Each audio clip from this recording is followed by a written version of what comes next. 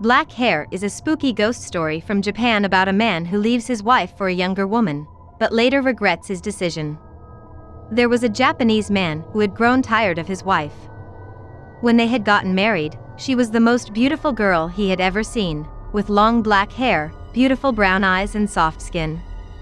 However, over the years, her looks had faded and she had grown fat. Her face had become wrinkled. He realized that he wasn't attracted to her anymore and decided to leave her. The man told his wife he wanted a divorce and promptly moved out of the house. He rented an apartment in the city and took to visiting bars and clubs in search of a new romance. It wasn't long until he met a stunningly beautiful young girl. She was only 18 years old, tall and slim with long flowing blonde hair. He was instantly smitten and within weeks, he had asked her to marry him. The blonde girl accepted, and after they got married, she moved in with him. However, as soon as the ring was on her finger, the blonde girl's behavior changed. Before the wedding, she had been sweet, pleasant and polite, but now her attitude was hard, mean and rude. She was very vain and seemed to spend hours in front of the mirror, preening, applying makeup and gazing at her own reflection. She was also very demanding and made him spend all of his money on her. She forced him into buying her new clothes, new jewelry, new gadgets, and a new car.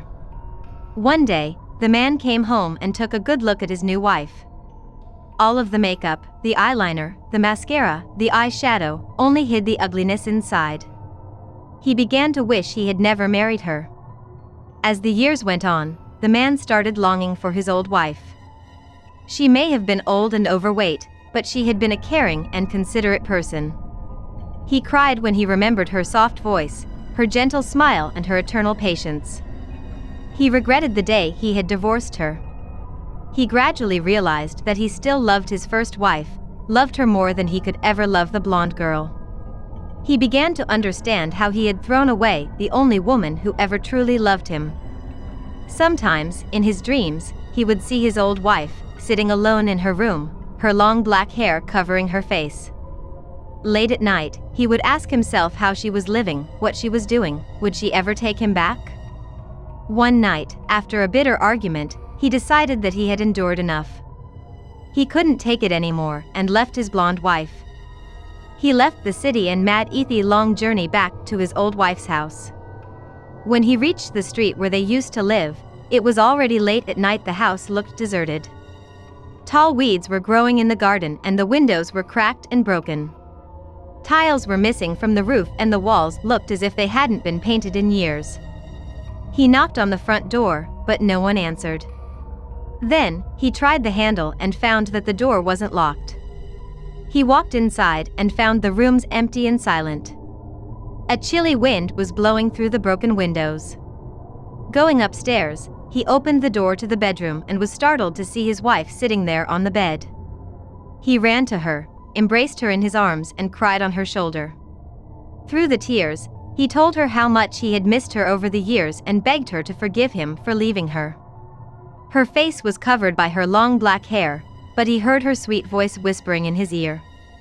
She told him, "I'm glad you came back to me," she said, "if only for a moment." "Only for a moment," he replied, with a laugh. "I'm back for good. Now we can spend the rest of our lives together."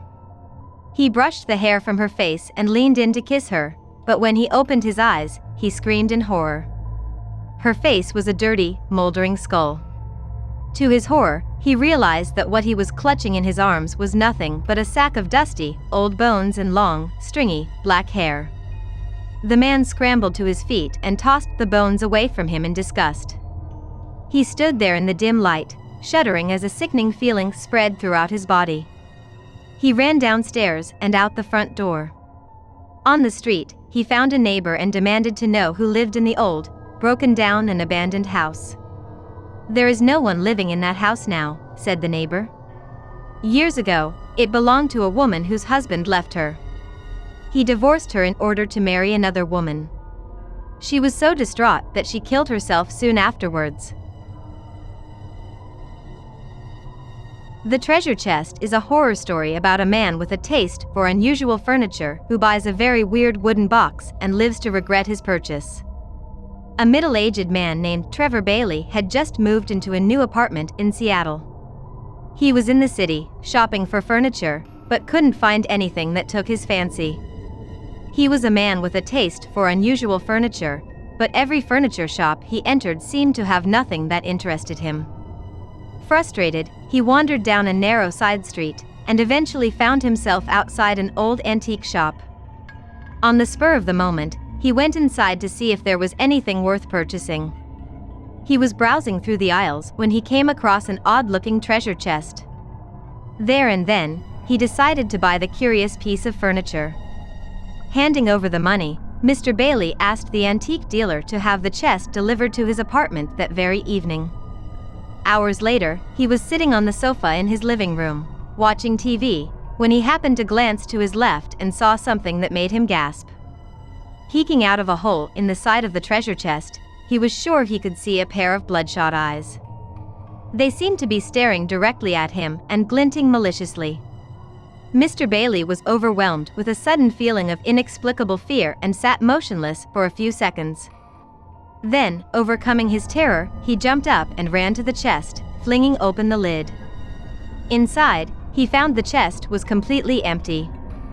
Puzzled, Mr. Bailey returned to the sofa and tried to calm his nerves. He told himself that it was just his imagination, but he found it hard to get the hideous image of the menacing eyes out of his mind. For the rest of the night, he felt strangely ill at ease and made an effort not to look at the chest. He was simply terrified at the thought of what he might see. At the end of the night, Mr. Bailey was beginning to forget about his unusual experience and put it down to a trick of the light. Just as he was about to go to bed, he stood up and couldn't resist taking one last look at the chest. He froze and the hair on the back of his neck stood up. There were the hideous eyes. They were peeking out of the same hole as before and staring at him with evil intent. In a state of shock, Mr. Bailey let out a strangled scream and the eyes suddenly vanished from the darkened hole in the side of the chest. When he cautiously approached the treasure chest and carefully opened the lid, he again found it completely empty. By now, he was at his wit's end and he decided that he must rid himself of the mysterious piece of furniture. Mr. Bailey picked up his phone and called a removal service. He told them to come bright and early the next morning. He said he had an old treasure chest that he wanted them to pick up and cart off to the city dump. As he hung up the phone, he breathed a sigh of relief. Feeling a little more relaxed now that he had arranged to get rid of the chest, he went to bed. That night, Mr. Bailey lay in bed, tossing and turning, his brain plagued by tortured nightmares. In his dreams, he saw the bloodshot eyes again. They were peeking out at him from every crack and crevice in his apartment. The disgusting eyes seemed to follow his every move and it felt like there was no escape from their evil gaze. He awoke suddenly, in the middle of the night, drenched in sweat. His heart was pounding at an alarming rate. The memory of the horrible eyes was tormenting him and he found himself unable to fall asleep again. Filled with an uneasy sense of foreboding, he got out of bed and tiptoed silently down his hallway. Quietly opening the door to his living room, Mr. Bailey saw the treasure chest sitting ominously in the corner. Everything seemed peaceful and undisturbed, just as he had left it only hours before. But something about the chest still bothered him. When he had gone to bed, he was sure he had closed the lid of the chest, but now it stood open. A sudden chill surged through his body. He felt as if the treasure chest was waiting for him, daring him to approach it. Like a man in a trance, he felt unable to resist and walked slowly towards the open chest. The next morning, workmen arrived to pick up the chest. They found the front door standing open and the old treasure chest standing in the middle of the room. The workmen lifted it onto a dolly and wheeled it outside to the street where their van was waiting. As they loaded the chest into the back of their van, the men never heard the muffled screams coming from inside. As they drove to the city dump, they never heard the desperate knocking coming from the old treasure chest. When they got to the dump, the workmen backed up their van to the edge of a cliff and pushed the chest off the side. It fell straight down, crashing against the rocks and turning end over end as it plummeted to the bottom. With a mighty splash, it hit the water below and sank quickly, disappearing beneath the surface. The School Bag is a spooky ghost tale about a young girl who always carries a red satchel to school. When she mysteriously stops coming to class, her fellow students begin wondering what has happened to her. When I was 8 years old, there was a young girl in my class named Heiko-chan. She was a happy and cheerful person and always had a smile for everyone. The thing I remember most about her was that she had a red school bag. One day, Heiko didn't show up for school. Everyone was wondering where she was. When we asked the teachers, they said they didn't know. A week later, she still hadn't come to school and we all assumed that her family must have moved away. As time passed, we gradually forgot about her. Then, one morning, just before the bell rang to signal the start of class, we saw a small figure walking through the school gates. It was Heiko-chan. She was walking very slowly and had her red school bag on her back. We called out to her, but she just ignored us. As she drew closer, I could see her face clearly. There was something different about her. I couldn't quite put my finger on it, but there was something wrong. She looked pale and sickly. Just then, the school bell rang and, not wanting to be late for class, we rushed inside. When the teacher arrived, Heiko's desk was empty. She never came to class. Everyone was confused. We all thought she had come back to school. At lunch break, we went out to the playground. There was a red school bag lying on the ground. I knew it belonged to Heiko. We couldn't find her anywhere, so we brought it into the classroom and put it on her desk. She never came to collect it. The next morning, when I arrived at school, the red school bag was still sitting on Heiko's empty desk. My friend, Taro, was curious and decided to take a look inside. He unbuckled the straps and opened the flap. Suddenly, he screamed in horror and the bag fell from his hands. It dropped to the floor and something rolled out, leaving a red trail on the wooden floor. It was Heiko's severed head. Pandemonium broke out in the classroom. Everyone was screaming and crying. A few boys burst into tears and some of the girls were hysterical. Just then, the teacher came into the class and demanded to know what was wrong. Everyone started shouting at once. I looked down and saw that the severed head was gone. The blood trail on the floor had vanished. At first, the teacher refused to believe us, but some of the girls were so insistent about what they had seen that he decided to go and speak to the school principal. That evening, they called Heiko-chan's mother and asked her some questions. Unable to get any proper answers, the teacher and the school principal contacted the police. The next day, 2 detectives visited Heiko's house and spoke to her mother. She tried to tell them she didn't know where her daughter was, but under questioning, she finally cracked. It turned out that Heiko's mother and father had divorced. The mother started dating again, but her new boyfriend didn't like children. So, she killed Heiko and chopped up her body.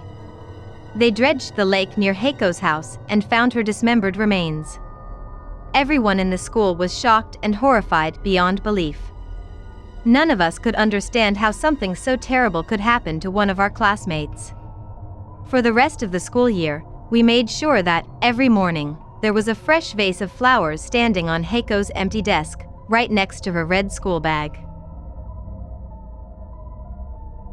Terror House is a creepy tale about a boy and girl who are dared to spend the night in a haunted house. Rumor had it that the house on top of the hill was haunted. Local children called it Terror House. The former owner had been murdered in a horrible manner by a gang of thieves. Supposedly, the old man had a huge fortune, a wooden chest full of precious gems hidden somewhere in the house. The thieves broke into the house one night and tried to force the man to reveal where his treasure was hidden. But the old man was a stubborn sort and refused to tell them where the chest was located. The thieves eventually chopped him up into little pieces and threw the remains into the fireplace. Legend had it that, every Halloween night, at the stroke of midnight, the old man's ghost would appear, falling down the chimney piece by piece. It was said that if you waited there long enough, the old man's body would reassemble itself and his ghost would point to the location of the treasure. Unfortunately, no one had ever been brave enough to sit there and watch the ghastly scene to the end. One Halloween, when two young kids named Chad and Roberta were at school, when they heard their friends talking about the legend of Terror House and the old man's ghost. They had heard the story a number of times over the years. The two kids claimed they didn't believe Terror House was really haunted. Their friends challenged them to prove it. They dared Chad and Roberta to spend the night in the haunted house. That night, their friends waited in the driveway as the two kids walked up the driveway of the haunted house and stood on the porch. Chad found a window that was loose and forced it open. He climbed in and Roberta followed him, carrying a flashlight. Inside the house, the atmosphere was eerie and foreboding. It looked like no one had been there for years. The furniture was draped with white sheets and cobwebs were covering every surface. The two kids found a spot near the chimney, spread out their sleeping bags and settled down to wait until the clock struck midnight. The house was quiet until the town clock chimed 12. At once, they heard a thunderous rumbling coming from the fireplace. A hazy, yellow light began to emanate from the fireplace, shining on the floor in front of them. Chad turned to Roberta and grabbed her hand. They were both trembling with fear. Suddenly, there came a hideous noise that sounded like a splat. It seemed as if something had fallen down the chimney and landed on the stone hearth below. Looking closer, the pair saw Chad it was a severed leg. Roberta let out a piercing scream. They heard another fleshy thumping sound and another severed leg appeared on top of its mate. Chad squeezed Roberta's hand tightly as he started to sob with terror. Then an arm flopped down on top of the other limbs. There was a huge wet thud as a torso hit the pile. Finally, a head tumbled down the chimney and landed on the heap of body parts. It balanced on top of them like a cherry on an ice cream sundae. Chad and Roberta were clutching each other in silent terror. The body parts began crawling across the floor and gradually assembled themselves into a full figure. Then, the corpse of the old man quietly stood up and crept towards the terrified children. His arm extended and he pointed straight at them. The kids who were waiting outside heard unearthly screams coming from the haunted house. They were too frightened to go inside, so they remained outside the gate until sunrise. When it grew bright enough, they finally summoned the courage to go into the house and find their friends. They climbed in the window and saw a large wooden chest sitting in front of the fireplace. Excited, they ran over to it and found that the chest was filled to the brim with precious gems. Then they recoiled in horror when they noticed two sets of legs poking out from under the chest. They pulled the heavy wooden chest back to reveal the crushed bodies of Chad and Roberta lying squashed underneath.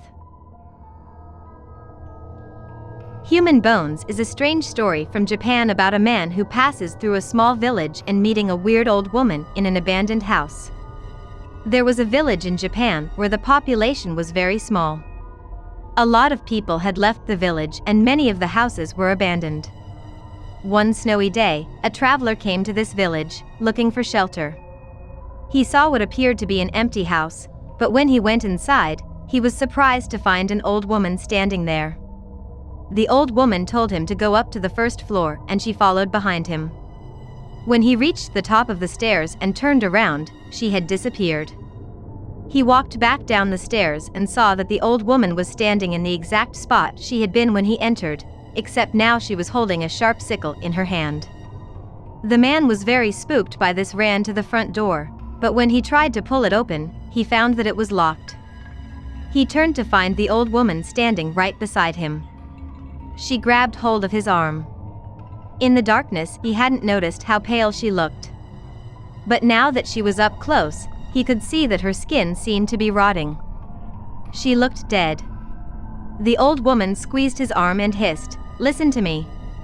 Under this house lie 13 bodies. Give them peace. If not, I will kill you." After she uttered these words, the man began to feel dizzy and collapsed to the floor. When he woke up, he had no idea how much time had elapsed. He began to doubt himself. Perhaps he had dreamed the whole thing. He was about to leave when he noticed a mat in the middle of the room, where the old woman had been standing. There was a dark red stain on it.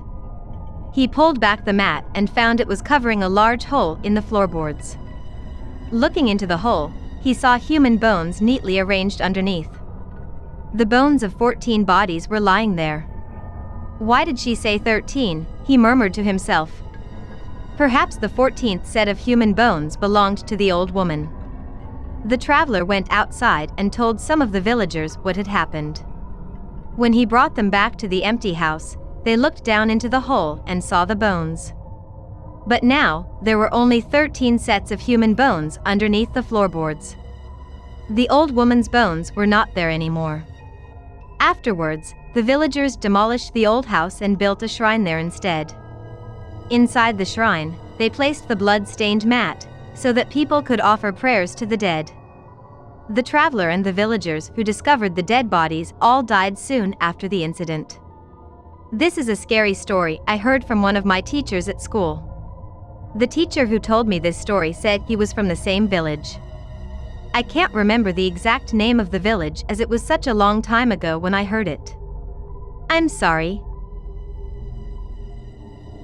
Skiing Vacation is a horror tale about two men who become stranded on a snowy mountain cabin in the depths of winter. Two men from Colorado went on a skiing vacation in the mountains. They brought a camera and a camcorder with them to take pictures and shoot videos. They were staying in a remote log cabin miles away from anyone else.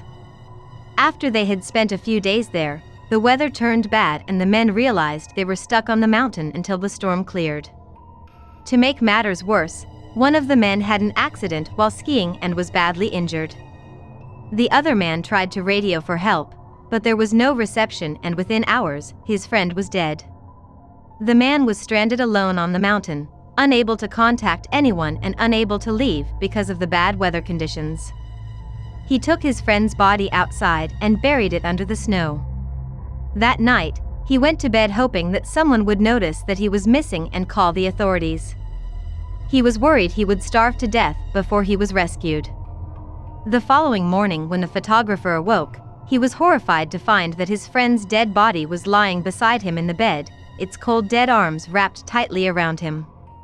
The man couldn't figure out what had happened. Terrified, he carried the body of his friend outside and buried it again in the snow. But the following morning, the same thing happened again, and the morning after that. By this time, the poor man was almost out of his mind with fright. He decided to set up his camcorder on a tripod and videotape himself sleeping at night. That way, he would finally find out what was going on during the night. The next morning, he awoke again to find frozen corpse clutching him. He got out of bed, shivering and shaking, and started to watch the video that had been recorded. What he saw on that video still haunts him to this day. The man watched with mounting terror as a dark figure emerged from the sleeping bag and left the cabin. Minutes later, the figure returned carrying the corpse. The figure got into the bed and wrapped the arms of the corpse around itself. He couldn't believe what he was seeing. The dark figure was none other than the man himself.